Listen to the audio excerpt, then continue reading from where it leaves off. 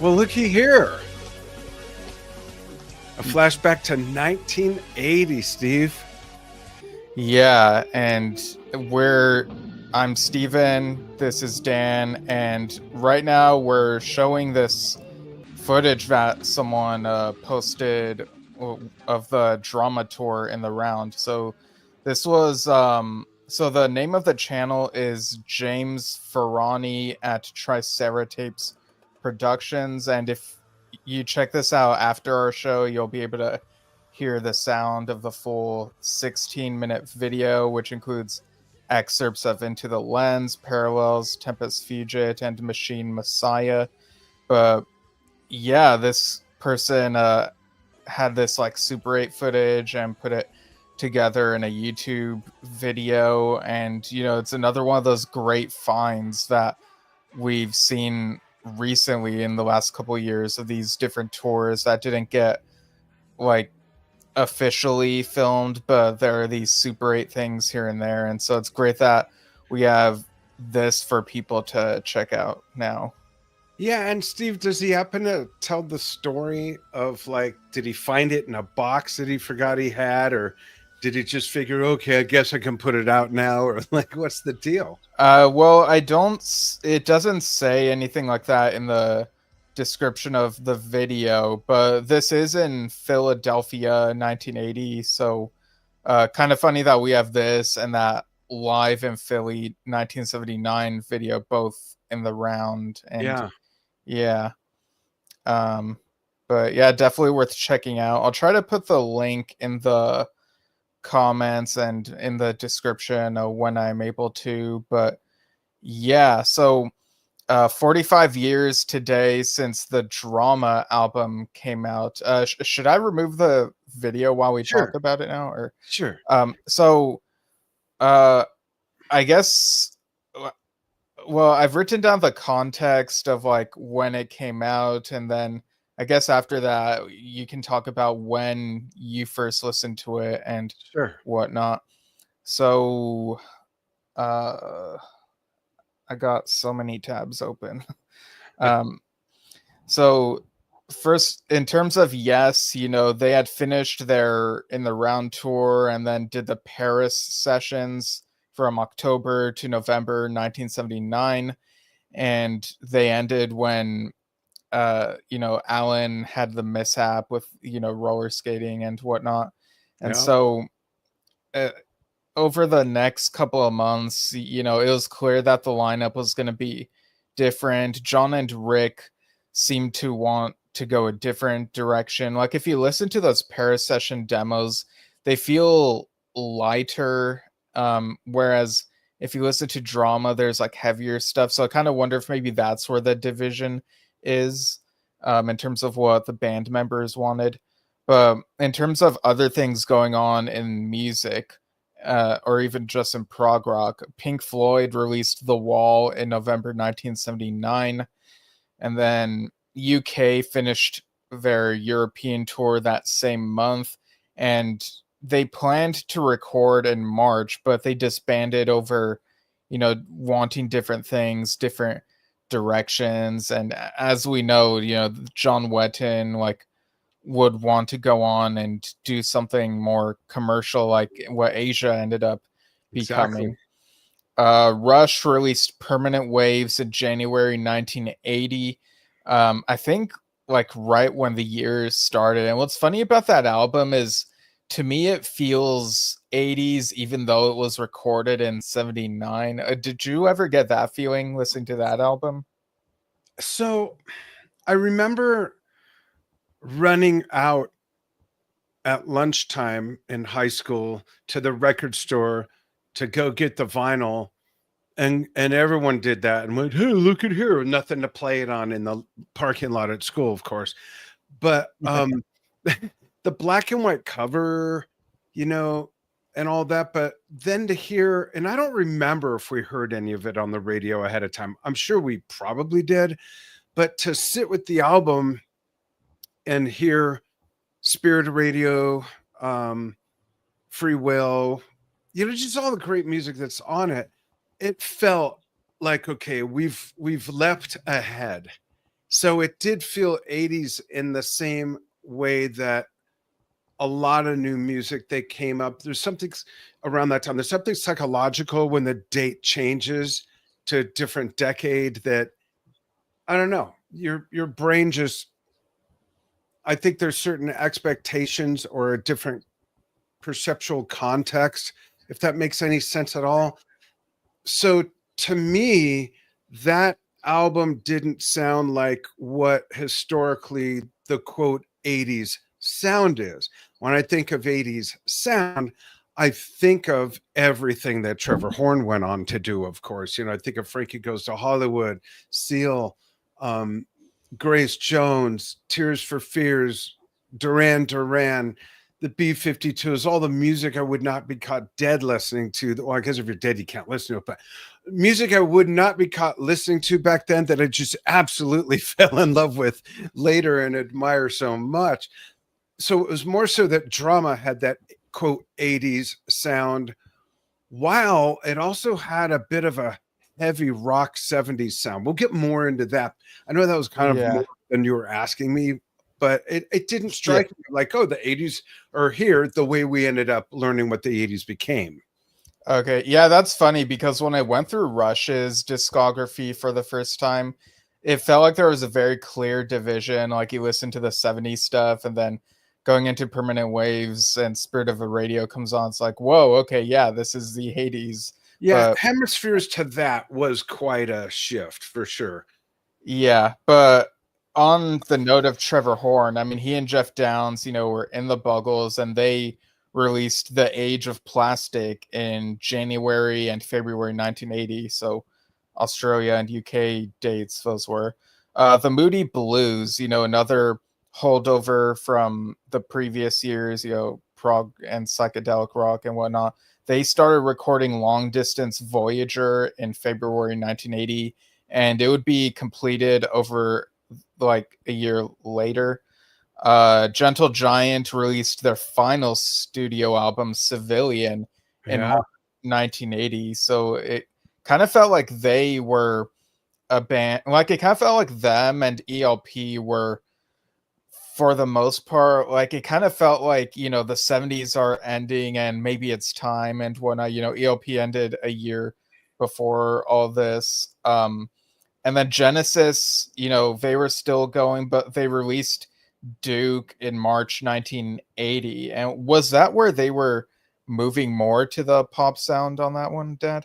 Yeah, absolutely. And even I think it was when they did, and then there were three, the album before that, they had their Yeah. first commercial hit with Follow You, Follow Me. And I think that and what Phil Collins was going through in life played a big part on the Mm. shift of those shorter songs and what became more commercially accessible. And, like what, 15 albums in or whatever, they're saying, hey, we can make money at this finally, so Yeah. but it still had prog. It had a fat sound. There's an album called Spot the Pigeon that has some great stuff on it that I don't even think it officially got released in the US.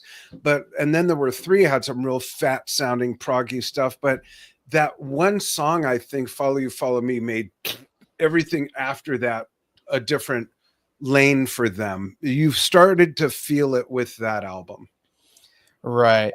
And Jethro Tull would release the album A in mid-August, so And that around the was same just time weird. Shum. Yeah, I was gonna ask because it's So been forever since I've gone through all of their albums. So I wanted you to remind me, like, how different was that from their it albums was before so it was like okay, people could think I'm an idiot, and that's okay, but it was the first time I really thought of them as you might even think I'm an idiot for saying it. It's the first time I kind of thought of them as prog. Like I didn't think of them as blues. I didn't think of them as rock. I didn't think of them as prog. They were just fucking tall. They were just so different. But when you added Eddie Jobson and you got Mark Craney on drums and that weird futuristic cover, they're in a air control tower. The whole thing's pink. It's called A for Anderson, I guess.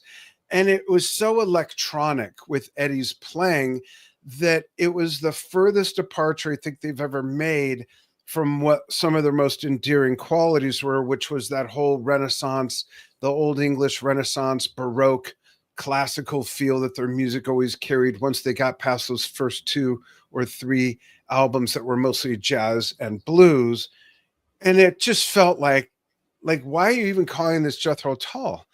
It was that different because the year before that, I saw the last of the classic lineup, which had, well, Dave Pegg was on bass, but it had Barrymore Barlow, it had David Palm, who was then David Palmer, on keyboards and organ and miniature pipe organ, and he of course did all the orchestration, and John Evans on the other organ and piano, and Martin. I mean, it was so classic Tull, and then all of a sudden you get just sideswiped with this. It was very 80s to me, but again, not like B-52s or Duran Duran 80s. It was very electronic, and I never thought of Tull that way. You know, Tull to me is still my favorite album's always going to be Passion Play. I love the collection that we get on Bursting Out, the tour that featured a lot of Heavy Horses and Songs from the Wood, and of course a couple older classics. Nothing from a Passion Play. Thank you very much, Ian. So that surprised me. And I remember reading an article where, you know, UK opened for Jethro Tull with Danger Money. So you had Eddie Jobson every day, basically on the road with Tull, and they kind of built this friendship. And Ian decided he wanted to just clean house and start a different thing. And I think was extremely influenced by the work John Wetton was doing, and a great drummer in Terry Bozzio. And then the switch was made where, and I saw an interview years ago with Barrymore Barlow and John Evan talking about how they were just let go and no explanation. And I think Ian just got an itch to get some new girlfriends or something, you know? Okay. So again, I know you didn't ask for such a long answer, but Yeah, it's so there's it's a lot of change going on. yeah, Like when and it's coming back to me, you know, as I think about what a change that was. Everything was different about it, from the cover to half the players to Martin's style. Even was just the whole thing was, it did not feel at all like Jethro Tull. How dare you call it Jethro Tull? Here we are on Yesshift, where of course we have some yahoos that say the same thing about our favorite band. right. Well, but yeah, that shift from the 70s to the 80s, it's interesting how big it felt, whereas I feel like going from 2000s music to 2010s music and then 10s music to 2020s music, I feel like it's not as clear of You're a right. division. It's like, okay, we're doing our thing, let's keep doing some of this, and some new stuff comes along the way. You know, that's So such a great point. And I think the reason why, Steve, is because you had things shift in different directions, almost like tectonic plates pushing against each other. You had all that beautiful classic prog evaporating, and you had the 80s stuff that I alluded to before. But then you also had the spandex and hairspray 80s stuff. So you had your Great White, Motley Crue, and all that kind of stuff, while you had all this other, you know, stuff. And there was not that bridge of it. Just was such a change in fashion, a change in sound, a change in production styles. And so I agree. That might be the biggest decade shift, even more than the 60s into the 70s. yeah, like it feels a bit smoother going from 60s music to 70s music. Um, but yeah, so what was your first time listening to drama like, and when did you know that the lineup had changed by that point? The lineup change. I'm trying to think of how it was announced. I don't remember. Well, I remember it being overt, but I don't remember having a clue. I remember that I did not have a clue who they were. Like, who's Trevor and Jeff Downs? And, without Rick and John, like, it didn't make sense. But then getting the album, first of all, smart thing, Roger Dean cover. We had two Yeah. albums without that in Tormato and going for the one. And then finally you get it. Like, what a weird trade-off. We get Roger back, but these two guys are out of the band, but we have a Roger Dean cover. Automatically, it already feels like yes. Then you put that on, and this steamroller that they named Machine Messiah was just an unbelievable surprise. It had all the elements of a Yes song because it had delicacies and some beautiful layers in there. But the power that we've seen in other Yes songs was there, but the sounds were so different. Alan's sounds were so big, fat, and live. Steve's sounds were so different from anything we had heard, maybe ever, in a lot of ways from him, but yet it sounded like Steve's playing. The bass was mixed so far up front that you couldn't help but not love that. Chris's voice was very prominent. He plays piano on one song with Trevor Horn playing bass. It was really a surprise how good it was, I think, because no one really knew what to expect. Because anyone, I think, you can all chime in and correct me, but I think anyone that was a real Yes fan had no idea who the Buggles were. Like, how would they show up on our radar? You know what I Yeah. mean? Well, Video Kill the Radio Star was out by that point, but not everyone listens to like the same stations, I guess. Like, Yeah. I don't know. Especially back then when things were already real segregated. And maybe you caught that on MTV, but who remembers that? It wasn't, if you're not. Yeah, well, this was pre MTV, like well, a that's year true. That's before true. MTV. Yeah. Yeah. So But the song had been out, but the MTV like hadn't been a thing yet. But even the fashion, you open up the album and the way they're dressed, it was like, oh, it's Yes on disco acid.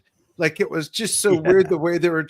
It's like, okay, so Steve cut his hair, Chris cut his hair. Chris has weird glasses on because Trevor has glasses. And then you got the guy in the glittery silvery jacket. And it's like, what is on this thing? And I could not wait to go see the show live. And it I walked out. I remember walking across the parking lot out of the LA Forum, and I know Neil Peart used to say, drummers shouldn't say they want to burn their stuff. They should be inspired. Yeah, I was inspired to burn my stuff. Alan's playing was just so good, and the whole show was so good and enveloping, and everything they played from the album, which was every song except Run Through the Light, it was impeccable. It was just so good. Now, I remember, the stories about Trevor struggling with like and you and I and all that. I don't remember it feeling like that. I just remember it sounded different. It sounded like a bit of a different guy singing, but I don't remember going, oh my gosh, well, they just switched to another song. I don't remember feeling that at all. And you know me, I'm Captain Critical. When it comes to something I really love, I'm going to bang on it if there's anything to bang on. And I just thought, well, this is different because the music was still good and big and fat. It was an interesting Yesshift, if you will. See what I did there? Yeah. And they played the two songs, and I have a bootleg. It's on reel to reel up on my shelf. I have a bootleg from Madison Square Gardens where you get Fly From Here and Go Through This. And the album was so good that, and I'm curious to your feelings on this. I would have loved to get another album of that lineup right after that. Who knows how close it would sound to like what we end up later with Fly From Here. But my question is this to you, the viewers, the listeners, the not so innocent bystanders. If Yes had never done anything after that, where would that album sit, do you think, or at least even for you personally, in their anthology? What kind of way is that to cap off a career like that? For me personally, I think it would have been an even much more memorable album, to tell you the truth. I think one of the reasons it's so memorable right now is it was one of the biggest shifts ever because you lose the lead singer.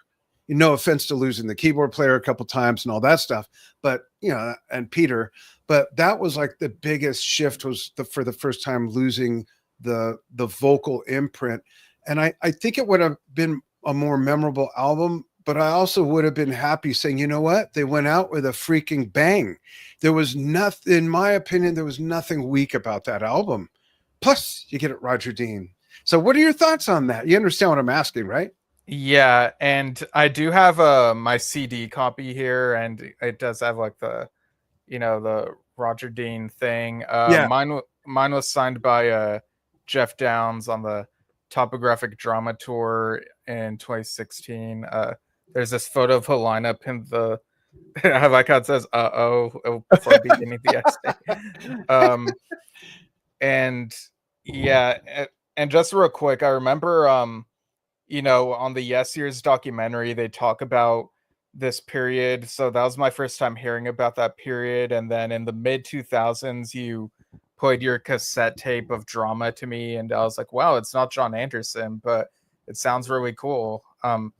And of course, the CD has the bonus tracks and stuff, which I'll talk about a little bit. But Cool. getting back to your question, I kind of wonder if maybe it would be the opposite. Like if this had been the final Yes album, I kind of wonder if the general perception would be amongst the fans would be, man, like that album was the nail in the coffin. It ended the band, if Oh, it would interesting. maybe have like that sort of like, even though the music has more going for it like than other albums Then the one.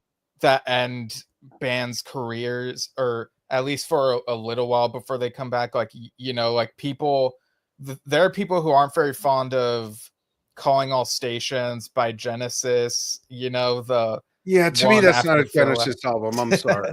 It's Yeah, not. so I feel like Any more it than might. A is the Jethro Tull album, I'll add. Sorry to interrupt, but I put those two in that same Yeah, category.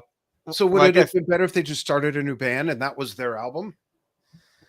uh that's a good question. Like maybe it could have succeeded, but also like the Yes name is, it's a brand. It has a reputation. It sells. People go in the record store. If they're prog fans, they see something as the Yes name on it. They'll be like, With "Oh, the maybe I Roger should check Dean this out." artwork associated with it as well. Yeah, like the Yeah. music as it is, it sounds incredible. It's a great album. So if people did discover it, regardless of whether it had the Yes name or not, they might be like, wow, this sounds really cool. And there might still be like, man, I wish they could have stuck with Anderson and Wakeman and continued Yes or something, but I I don't think you know. should have called it Drama. Oh, like Drama Self-titled. could have been the band name. Yeah, for self-titled first album. Yeah. Throw Yeah, in a Yuck maybe Song that could have here worked. and a Buggle song, for posterity. Yeah, or what Life. if it was just like they used the Buggles name and it's just a huge shift for going from the age of plastic to Drama. to Machine Messiah. But seriously, think of this show for a moment. They play that album, and then they play Hold Out Your Hand from Chris's album. They play what's that? Get Away from It All. The last song on Steve Howe's Beginnings, my favorite Steve song. Break away from it all. Yeah, get away from it. Break it away from it all. Hold Out Your Hand. One of Alan's songs from Ramshackled. Video Killed the Radio Star, and the whole Drama album. That's an amazing freaking show. Yeah, and they'd probably throw in a couple Yes cuts at least in there too. Yeah. Yeah, that is a cool show. And as for live representation, like you mentioned, they played most of the album. For White Car, they did this thing called the Man in the White Car Suite, where Jeff would do like that's a right. keyboard solo spot.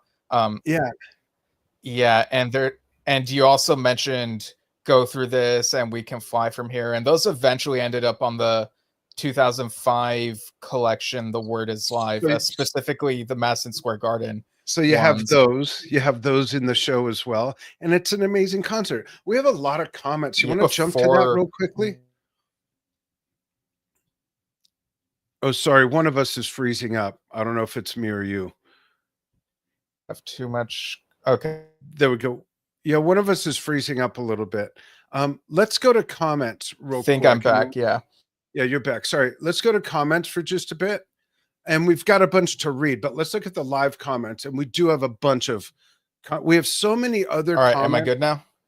Yeah, I don't know if you can All hear right. me, but we're in the comments, and we're going to read the live comments a little bit.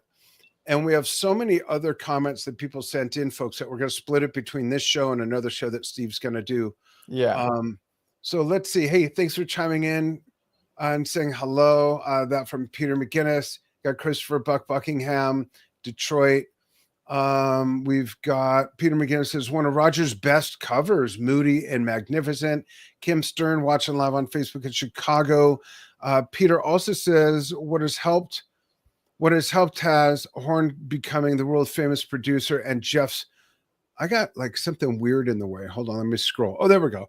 And Jeff's celebrated long career. Respect has built over time for that album. I think you're right because of those two things. Chrome Destiny on YouTube. Thanks for watching. Says Roger Dean was doing some of his best work during 80 and 81. True. We went from that to Asia with Steve and Jeff. So that's very true. The second Buggles album is pretty yes-ish.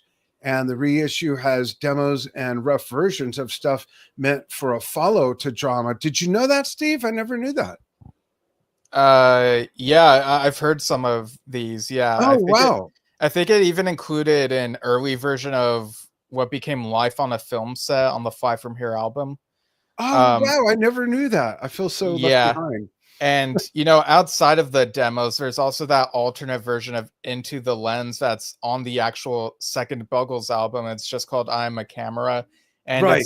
it's so different. It has more of a loneliness to it, which sort of enhances it in a way. But by that same token, listening to Into the Lens, especially on headphones, I really appreciate Steve Howe's guitar licks that he, adds to it.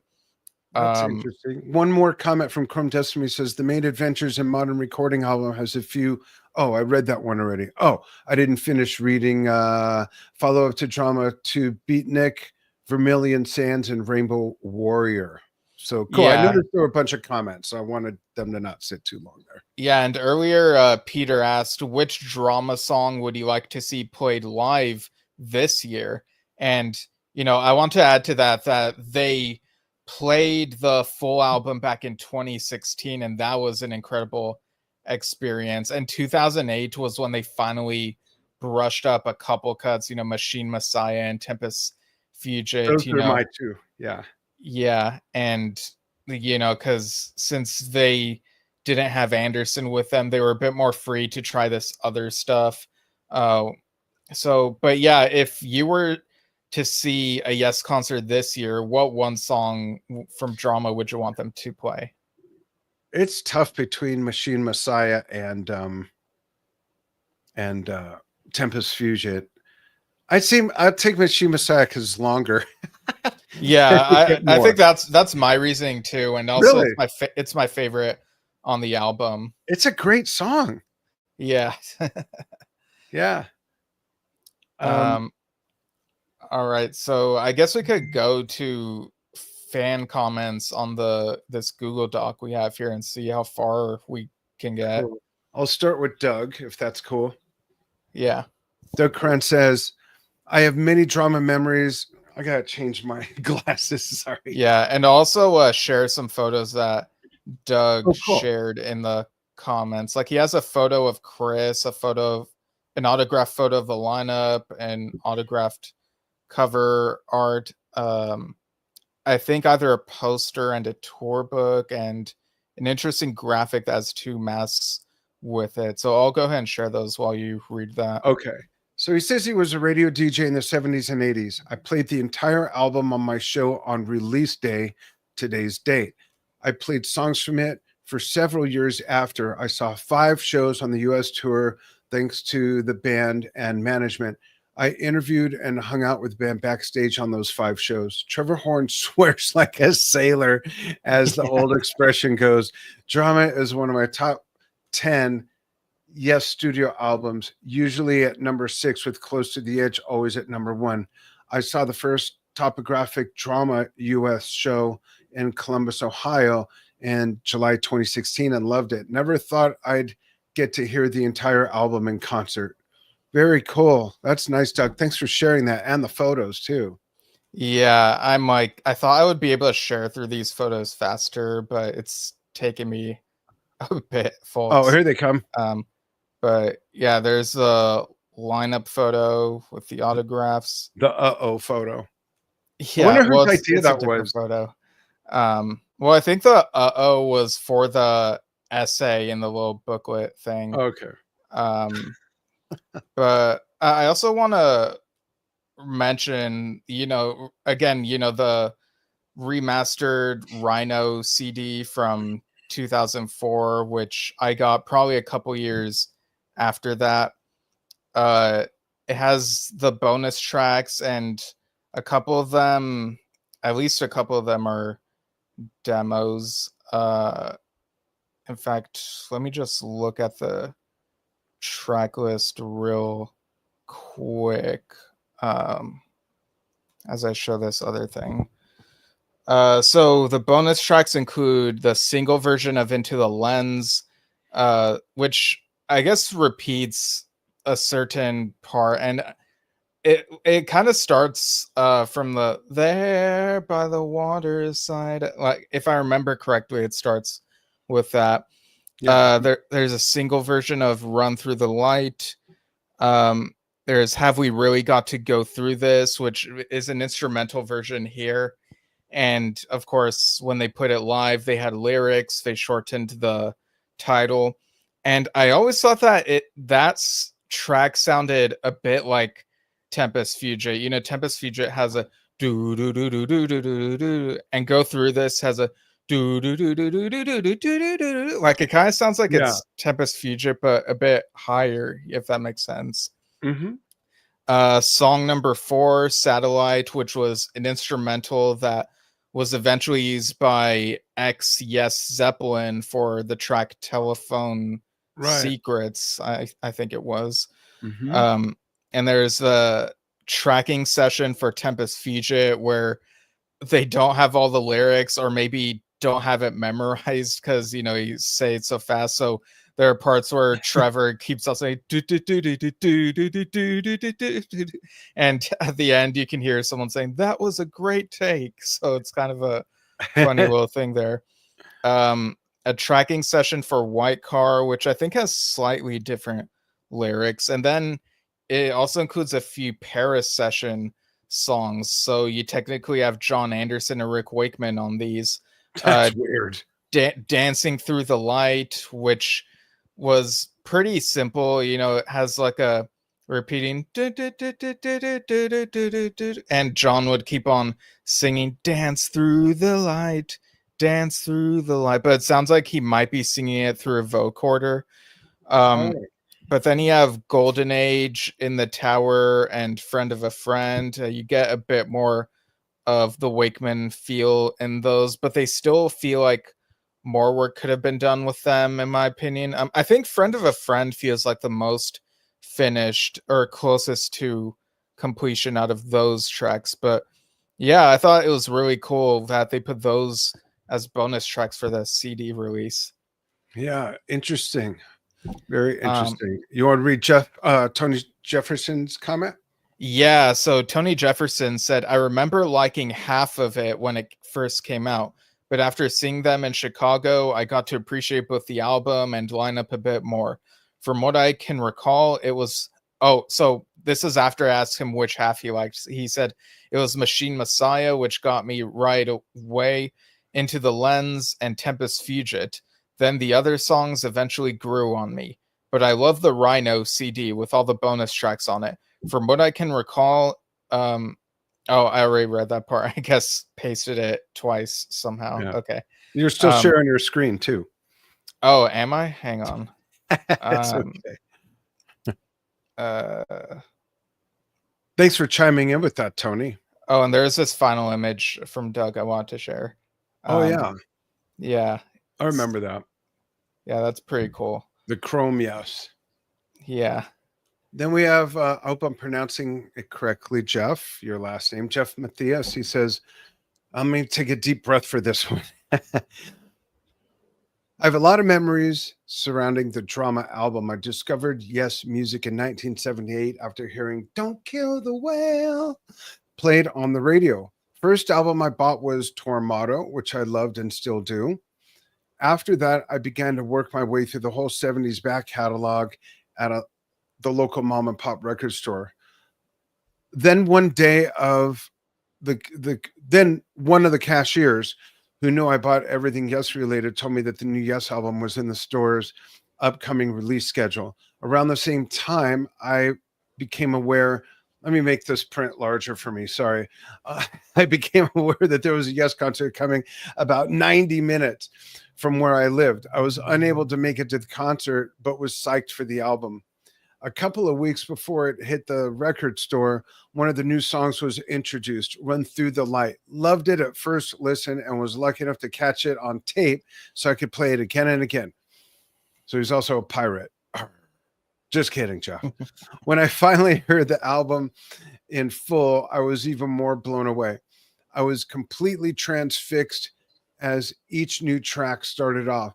You know, I just want to mention if your entry point to Yes is Tormato, even though he listened to other stuff, but just I've always talked about the difference, the world of difference between the production value of Tormato versus Drama. It's just another planet. It's so good.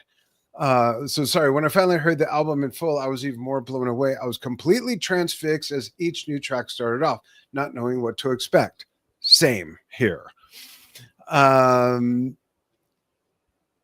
Not a moment of this album disappointed me in any way. It actually exceeded my expectations. As for the lineup change, I must say that it did not lessen my enjoyment of the album one bit. If anything, it just made it more exciting as I was discovering a new chapter of Yes in real time. And I'd already discovered all the previous lineup changes by going backward through their 70s catalog. So in my mind, Yes had always been a band that changed and shape-shifted into new forms over time. And Drama was the latest progression in their history. Today, I would say that Drama is tied with Going for the One as my number one Yes album. And those are two very different albums, with Going for the One having a very classical and ethereal feel, and Drama being more rockin', high energy, and lyrically down to earth. But both featuring impressive virtuose playing and wonderful vocal harmonies. Wow, interesting. Yeah, and I see we got a few more live comments. Rick DeSarl says, Into the Lens is way underrated. Great Yes arrangement. Chrome Destiny says, NBC Radio aired rough mixes of Tempest Fugit and Run Through the Light. You can find on YouTube. There's an excellent bootleg of instrumental Drama rehearsals when they were down to a trio. It has an early version of the I'm Running riff. Yeah, so during Drama rehearsals, Chris came up with the do do do do do do do do do. I didn't know that. Yeah. So Wow. I guess he had that tucked in his pocket for several years after that. Sure. And Chrome Destiny also says, I hear a lot of the roots of 90125 in the three albums that came beforehand. That's interesting. I've never really thought about that, because even going from Drama to 90125 feels so different. Yeah. Yeah. Huh. Other than like it thankfully did pick up where Drama left off as far as just having great production. Yeah. You know, as opposed to going backwards again, because Tormato's just horrific. I'm sorry. I love the album and I love the music, but it sounded like it was recorded in a cardboard box with cardboard boxes. A lot of it is just some of the poorest drum sounds with just no gravitas and just no flavor and just no personality. And that's not Alan's drumming. So, anyhow, what's this next troll? Yeah. And I mean, they even had Eddie offered back to work on the backing tracks for this album for Drama. And when I said next troll's comment, I meant on our Word document. I forgot that you were reading from the live comment. So go back to that. Oh, yeah. So Andy Graziano. Yeah. What did he know? Yeah, good friend of the show, guitarist for John Anderson and the Band Geeks. He says, great album, which brought out the hard rock edge that Yes does so well. Yeah. And were there And more live comments you wanted to see first or read? I think I got them. Let me Okay. check. No, we haven't gotten any more Okay. since the ones we just read. Miguel Oh wait, Fal. Oh, I think I don't think we've read this one. Crumb Destiny earlier said Kim Carnes did a cover of Into the Lens. It sounds like a blend of the Yes and Buggles versions. Wow, I gotta listen to that because yeah. if it's like the best of both worlds, I'm really curious like what that could be like. Yeah. I never heard about that.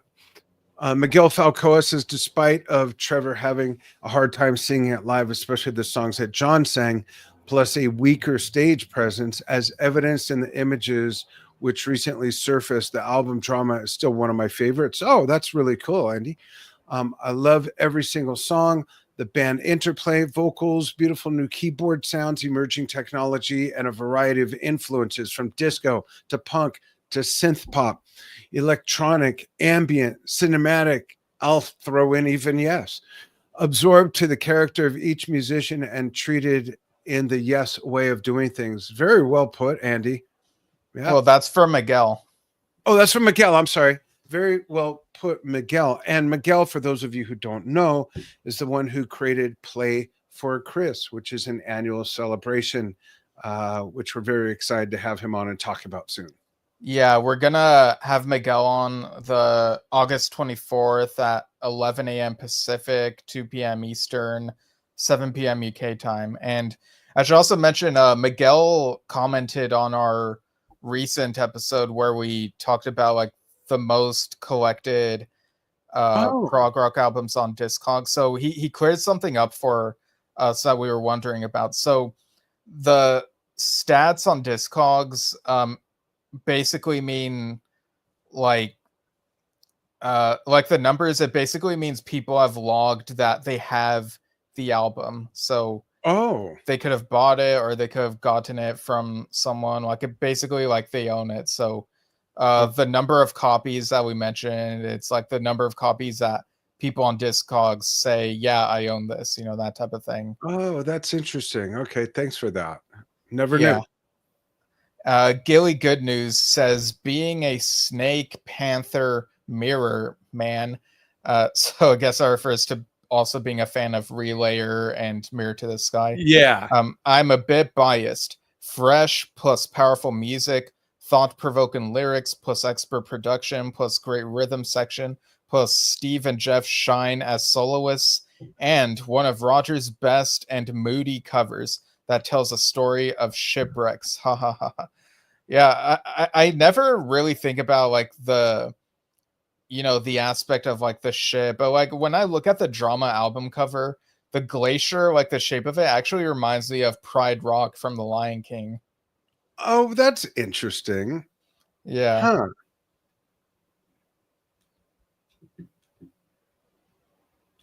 Interesting. Yeah, no, I'm trying to picture, yeah, like cuz I never focused on that. You know what I focused on the most, I think? The lines in the sand and the cats. yeah. Put it up again, please. Okay. Yeah, you're going like so long without saying something that I don't know if you want me to read the next Oh, comment sorry. I instead was or I was what. picturing the cover in my head and trying to like make sense of what you were saying. Not that what you said didn't make sense, but I mean in my own mind, picture the cover and see if that even really was part of what I ever focused on. Yeah, I don't know. There's something about the lines in the sand and the cats and like, oh yeah, there's a glacier. Really? I feel like the glacier is like the most eye-drawing thing. I It don't know. is, I guess, but I always the movement of the cats, fleeing and chasing the bird and the lines of the sand, especially the red in the foreground, I always thought was so almost awkward. Like, why is the red there? It's different. It's so that the other looks like it's more in the background and you got the color in the foreground. It's a very interesting cover. Yeah, Um, if Roger Dean had kept doing covers for Yes through the 80s, do you think it would have been like sort of in more in this vein or along the lines of some of the other 80s stuff he did? Or I think, well, that's hard to answer because I wonder if this is what led to more of the early Asia look stuff because it incorporates less structural stuff and more natural stuff like this does. mm, You know what I mean? Where a lot of his work had a yeah. lot of blending of architecture and landscape, whereas this is all landscape. And then, of course, we got the dragon chasing the sphere, which is water. But then with Asia, the second Asia album, which I just love, the cover, that cover's so lush. And so that's how, I don't know. I think, yeah, maybe it would have been spent on yes, but then what would he have done for Asia? If there was an Asia, if Steve and Jeff also, I guess that wouldn't have, who Yeah, knows? because I think he still would have used the dragon and some of the other things for Yeah, Asia. But yeah, funny yeah. enough, I could No, kind of imagine like this glacier, like I could imagine Asia being written into it. Like this could be the A, there could be an S here, an I, other A or something. yeah. Interesting. On the comments, where are we? Paul, right? Yeah. Paul Hales or Halis says, I remember buying it in the day of release, my brother's birthday. Happy birthday today to your brother. There had been much made of the Buggles joining Yes, an article in Sounds in which Alan, Steve, and Chris were all interviewed, talked, but Yeggles as a name for the new lineup. And I was not looking forward to being disappointed. However, the opening track assuaged my fears, and apart from Run Through the Light, it felt that the Buggles trademark sound has been deferred in favor of Yes. Huge relief. The second, oh, I'm sorry, the two standout tracks were the bookends for me. As a bass player, Tempest Fugit was a classic Chris, and I loved the idea. I think it's supposed to say I love the idea of a roughly 1 minute track after the epic Messiah. That's interesting. Yeah, White Car is kind of strange, but It I is. mean, I guess it's a nice way to sort of be a palate cleanser before you go into like, does it really happen and that whole vibe. I always wondered. Okay, so that maybe explains my big question. I always wondered, like, why is that so short? If it's that good to be used as that, why aren't we getting more? Well, part of it probably has to do with like the length of a side of an LP, but Yeah, that's true. Now you're yeah. getting scientific on me. And I'm sure it was designed in the beginning to be Jeff's solo piece, and that's where we got the Man in a White Car suite. Yeah, maybe. And people have sort of compared the format of drama to the Yes album. You know, you got 6 tracks. Mm-hmm. You begin with something long and then something shorter in the middle, like Clap or White Car, then another sort of longer track, and then you got the next side. So there are comparisons that can certainly be drawn with those albums, and they both felt like a new beginning in some ways. So when we have Steve Howe on, let's ask him if that was a conscious thing, if maybe John, Chris, or even him or Alan, anyone brought that up. Yeah, we're trying to see if we can have him on again, so we'll keep y'all posted, folks. Yeah. So next up we have Ken Hartman, who says, this is in my top 3 Yes albums. This was the first Yes album that came out after I became a fan, and this tour was my first concert.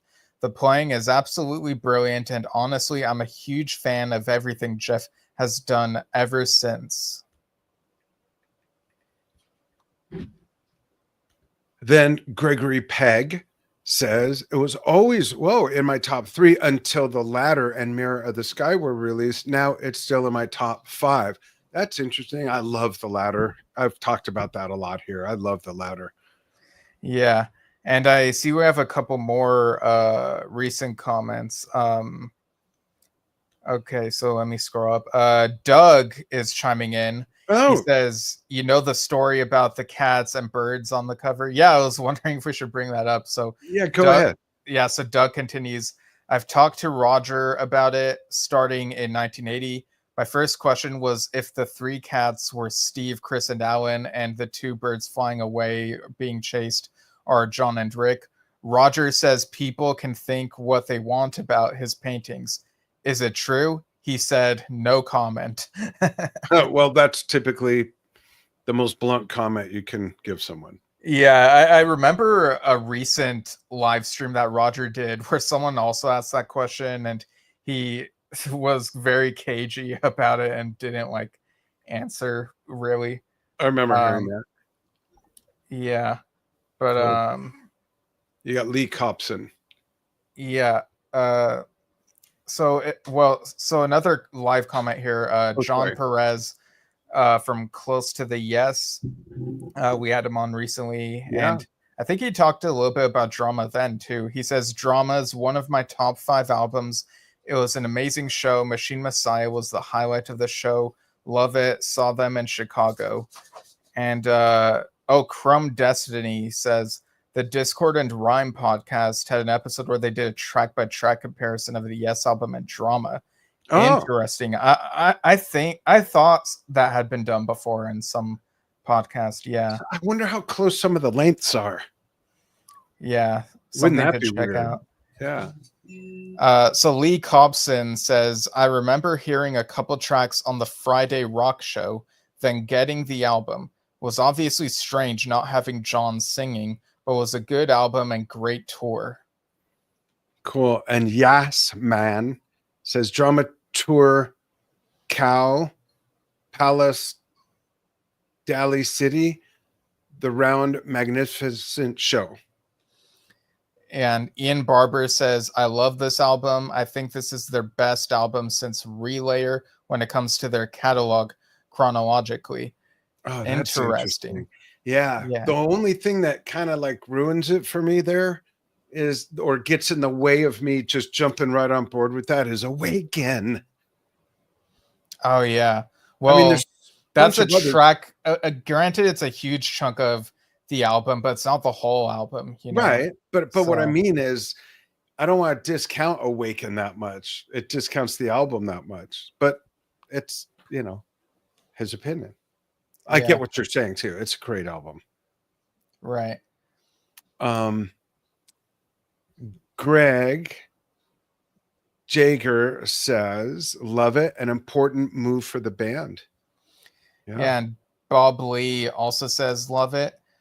And do you want to read this next one and then I'll read? Go ahead. Or do you want to read this one or the long one? Like, I don't know which. I'll read the long one. Okay. So Jeff Greenberg says, not a fan. Songs are too repetitious, formulaic, very few truly adventurous passages, the kind I love so much in Yes's most ambitious work. Machine Messiah comes closest to 70s level Yes. That's a fair opinion. And, when I was re-listening to the album, to be fair, there are moments where I could kind of see where Jeff is coming from, where a couple parts might sound repetitive. Like, when I think of the song Into the Lens from start to finish in my head, I sometimes have to remind myself, wait, does it stop here or do they repeat that same bit again? Or it's more radio oriented. In all fairness, it's a different format. Right. But yeah, I get what Jeff is saying. Paul Watson says, I remember it still quite clearly buying the Drama LP from the store. I was so excited to hear it on the first time in the record store, and in the back of my mind wondering why John sounded so different to the previous albums. I thought the keyboards were superb. What I didn't know, as music magazines from the UK usually took over 6 months to get down here by boat back then, and of course with no internet back in 1980, there was no way of knowing John and Rick were no longer in Yes. Wow. And they had been replaced by Trevor and Jeff.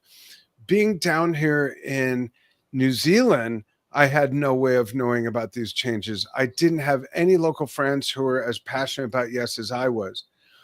There were some sort of disconnect on my part for a couple of the days. I really didn't pay attention to the album sleeve. that probably has some information on it.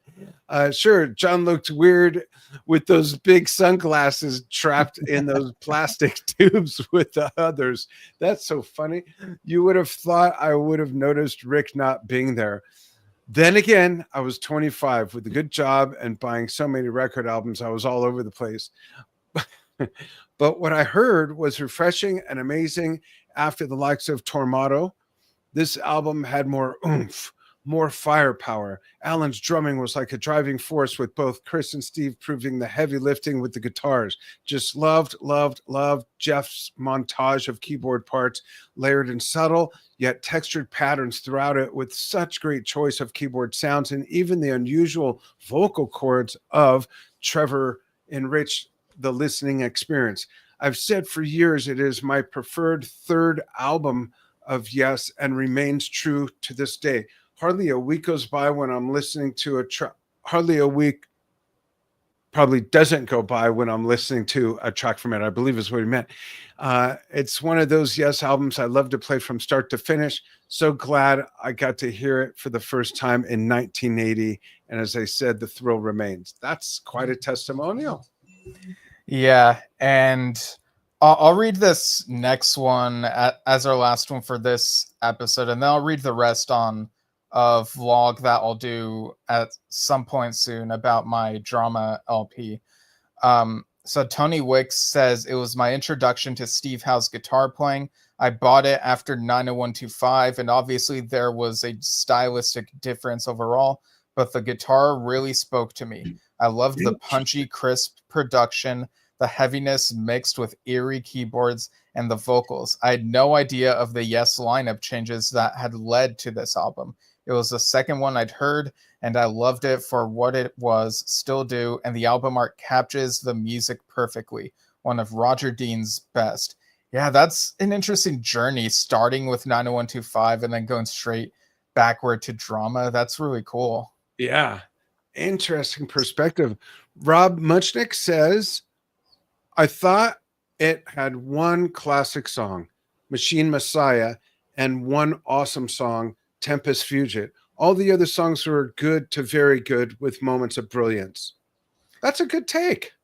Yeah, so I guess to end this, I mean, I feel like we've pretty much answered, like, what's the legacy of drama? You know, for a while it felt like kind of a cult following, sort of the odd one out, but now since I would say the last 20 years, it's come to be more appreciated. Lots of people have come around on it, and it doesn't feel so odd anymore, given we've had a couple other non-John Anderson singers. Though what is interesting is that Trevor Horn feels less like he's trying to sound like John, whereas Benoit and John Davison, you know, they have their own voices. They sound distinct, you can tell, but they're trying to sing a bit more in the Yes style, and Benoit even trying to sing like Trevor Horn on Fly From Here, and does it so well, I would add. But that's kind of an interesting, unique thing about drama. Yeah, for sure. Great album. Now I feel like playing to it. It's so good. But yeah, folks, you can write us if you want on any of our posts on social media, which we'll get to in a moment. But you can also write us at yesshiftpodcast@gmail.com. No spam, please, unless it's black peppered spam, which is really hard to find in the US now. Right. Where can they follow us, Steve? They can follow us at Yesshift on Facebook and YouTube, and you can type Yesshift in a podcast app and you'll probably find us. So yeah, thanks for tuning in, everyone. It's fun talking about this album and Yes music and whatnot. Absolutely. 45 years. I cannot believe it. Yeah. I guess that means I'm older than 45 years since I bought it when it came out. Huh. All right. Thanks, folks. Lots of other fun stuff coming. So follow us. And thanks for participating as well. Those who commented live on Facebook and YouTube, and those of you who commented on the posts as well. Thanks, everybody. We'll see you soon.